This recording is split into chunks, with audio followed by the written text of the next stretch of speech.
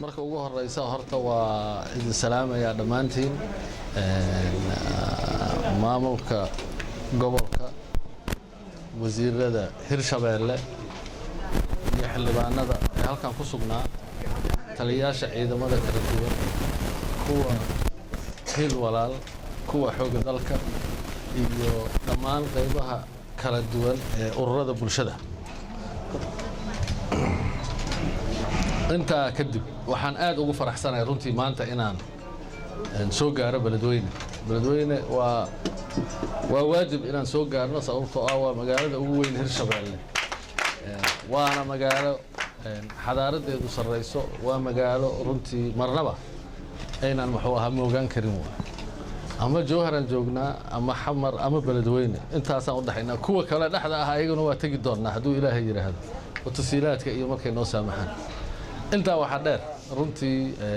isboogeenni wax badan ayaa ka dhacay guud ahaanna dhinaca siyaasadda Soomaaliya marka la yiraahdo waa la socotaan shirar badan oo maalmahanba socda waxa nuxurka ugu fiicanna waxa weeye ay ka soo baxay ee ugu horeeyana waxa weeye arrin waayadan ba isdaba tiilay oo ah dhinaca ciidamada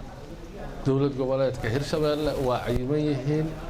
Hirshabeelle dhammaan haddii ay shalay kala ahayd laba qayb haday ka kala tirsanaayeen oo Shabeellaha dhexena ay xamar hoos tagaysay ciidamadu meesha la yiraahdo beledweyne iyo hiiraan ay dhuusamareeb hoos tagayeen maanta waa mid xaruntuna waa Buulaburta ee sectorka hal talis ay lahaanayaan meeshaasana wixii awaamir iyo talo iyo waxqabad iyo intaba ay maxaa ka bilaabanayaan sidaas la mid ah taliyihii ciidanka booliska ee Hirshabeelle waa idinla joogaa hawshii ciidamada ayaa ahaa ciidamada booliska ee Hirshabeelle hawshoodii waa ay socotaa taliyihii idinla jooga ciidankii waa la ururinayaa ciidan uu leeyahay dawlad goboleedka oo booliska ah oo mushaarkooda bixiyo oo gunadooda bixiyo oo mas'uul ka yahay dawlad goboleedka ayaana la dhisayaa hawshaasuna waa socotaa hadduu ilaahay yiraahdana waxa loo baahan yahay qaybaha kala duwan ee bulshada khaasatan dhalinyarada inay ka qayb qaataan waayo boolisku ma ahaan doono oo kaliya askari meel taagane qaybo kala duwan ayuu boolisku leeyahay waxa soo gali doono kuwii farsamada waxa soo gali doono kuwii maxuu ahaa yaani gargaarka iyo gurmadka maxuu ahaa iyo daryeelka bulshada dhinac walba ka shaqeynaya qaybaha kala duwan ee boolis uu leeyahay oo idil ayaana la sameyn doonaa marka saa daraadeed waxa weeye arinta inaad hadde dhalinyarada iyagu hadde saakay qasab maaha mar haddaad askari noqoto birito wasiir ma noqon kartid maaha maanta waajibka ku saaran waxa waaye difaaca dadka iyo dalka qof walba oo ummadan ka mid ah waxa saaran xilka waxa loo baahan yahay inaan ka wada qayb qaadano u diyaar garowno annaga sidaan hawsha waxaan uga qayb qaadan kartaan ciidamada waa inaad ka qayb gashaan ama military ha ahaato ama police ha ahaato wixii soo haro oo kalena wixii hawl iyo awaamir ah ayaa markaa loo gudbi doonaa intaa waxa dheer insha Allah taala waxaan rajaynayaa colaado iyo waxba meelaha ka yara dhacay wax badan oo kamidana waa la qabtay oo sida aan la socdo wasiirka dib u heshiisiinta iyo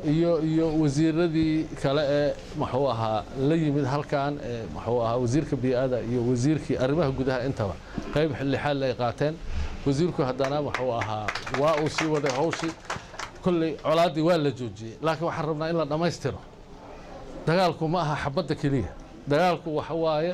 sida lagu joojinayo oo ku dhamaanaya waxa waaye dadka oo wada hadla wixii qalad iyo gaf ah ee la kala tirsanayo la isu sheego